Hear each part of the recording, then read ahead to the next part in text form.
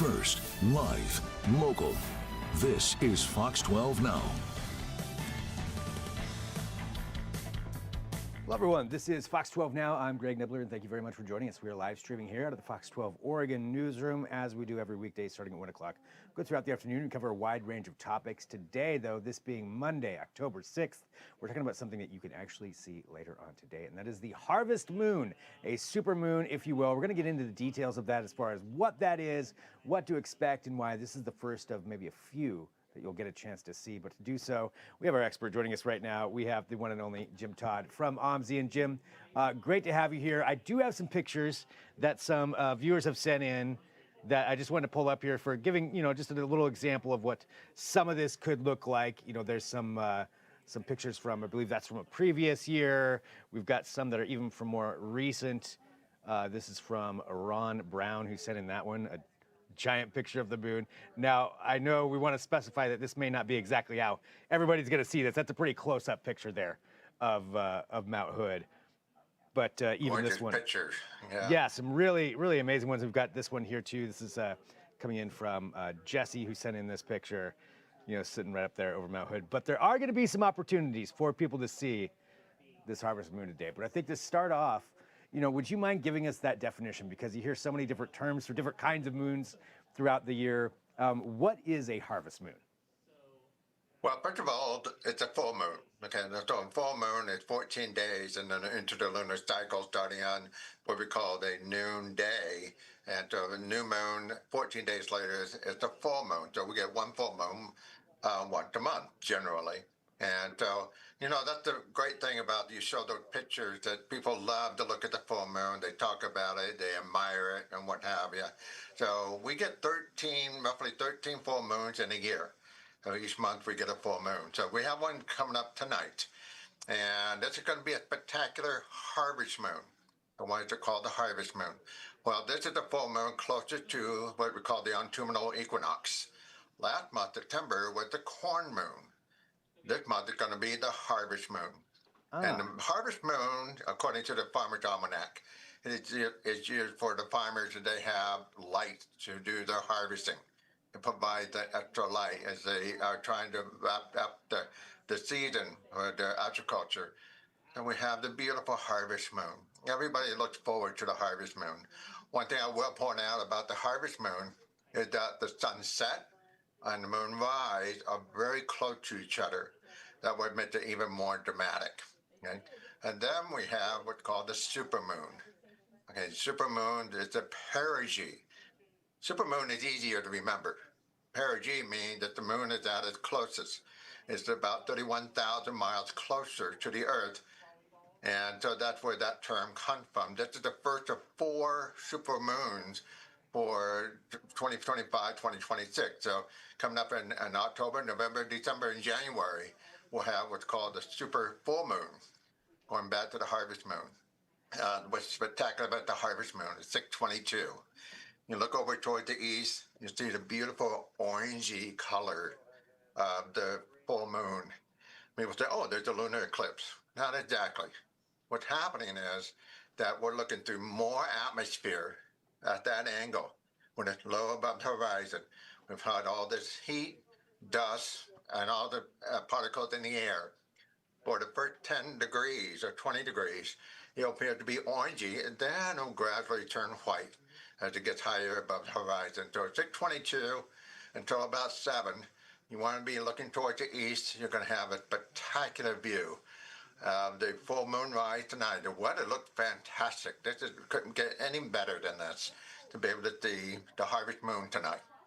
So this is something, so talking about that for the orange color, so that really is just different material that's in the atmosphere, particles in the atmosphere that are giving it that kind of a tint.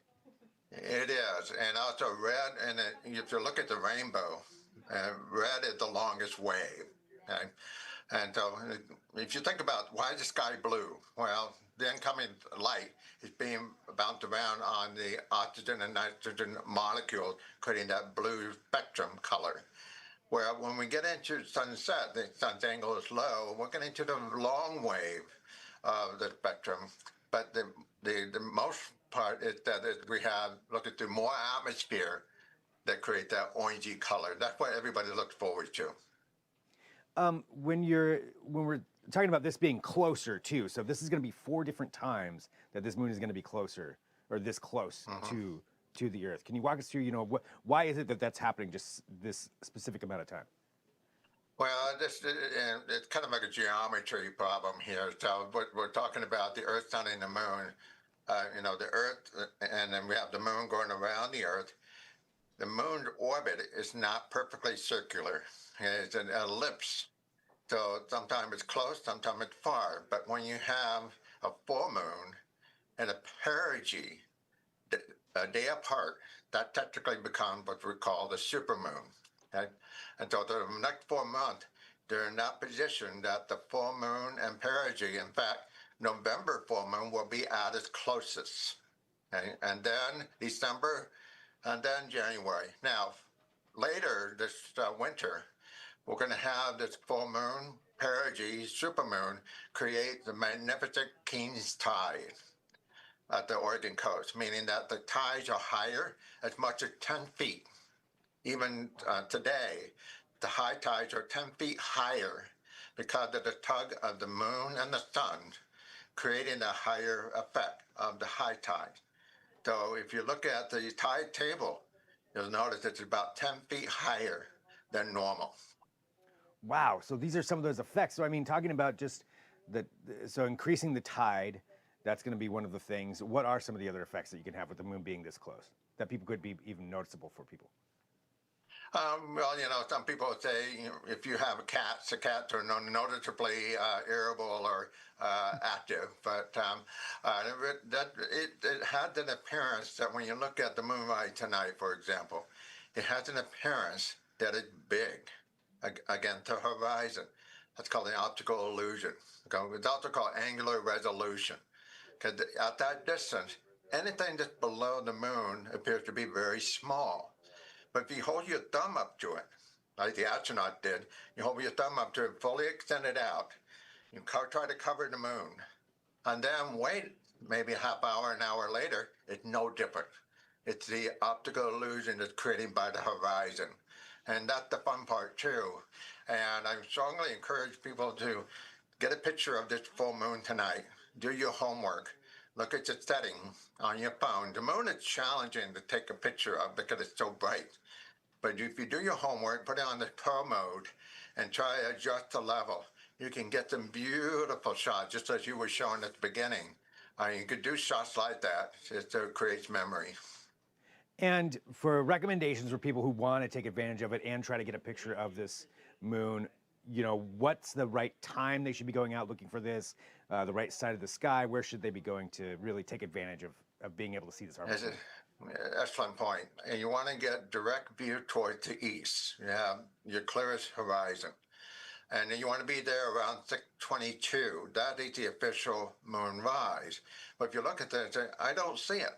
Well, that's when the moon is just right at the horizon, the true horizon, not the horizon that you're seeing out of the distance. But between 6:22 and 7, you're in for a show, especially for tonight. The forecast looked fantastic. It couldn't get any better. So you go between that 30 minutes, you're going to have that moon rise. Now, we're going to have a bonus tonight. We're going to have planet Saturn just to the right. That little bright object is the planet Saturn. If you have binocular or spotty scope, and take a look at it, then it seems that, it's missing a ring. Well, the tilt of the Saturn now is about only 2 degrees, barely noticeable. Okay? So while you're looking at the moon, enjoy the view of Saturn and toward the east, but mainly get a good horizon toward the east. Be ready, and it's a great show for tonight. Would you recommend that people get to some higher ground, or does it not really matter because this is going to be so bright, even say somewhere in the city like Portland, you'd still be able to see it? That's what's beautiful about the full moon. It really doesn't require any special equipment. You can be from your own backyard, but the key thing is getting a clear view towards the east. Okay? If you can't get a good view from the east, you can just go around your neighborhood or local park or somewhere nearby where you can park safely and be able to view the full moon rise tonight. And when after that 7 o'clock time frame, that optical illusion, I assume, is going to go away a little bit. A little bit, but then also it won't be as orangey. It gets higher and higher, it gets more white. Okay. One thing you'll notice if we go into the winter, okay, the sun is getting lower, but the moon is getting higher. It's the opposite. Then when we get to the winter solstice, December, the moon will be at its highest for the year.